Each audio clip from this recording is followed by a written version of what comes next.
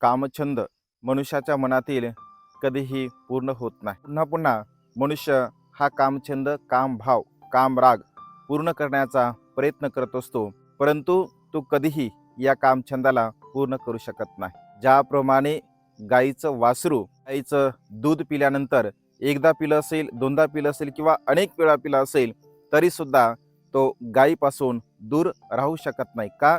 कारण त्याला तशा प्रकारची सवय झालेली असते। अगदी तशाच प्रकारे एखादा कामाने युक्त असणारा मनुष्य या कामभावनेपासून कधीही परावृत्त किंवा दूर होऊ शकत नाही। आणि त्यामुळे आपण या सत्याला जाणलं पाहिजे, आपण समजून घेतलं पाहिजे, कारण अशा प्रकारचं कर्म करणारा मनुष्य पुन्हा पुन्हा पुन्हा पुन्हा आपल्या जीवनामध्ये दुःखाला प्राप्त होत असतो। त्यामुळे कामभावनेला आपण नष्ट करून आपल्या चित्ताला परिशुद्ध निर्मळ करण्याचा आपण प्रयत्न केला पाहिजे। नमो बुद्धाय, जय भीम।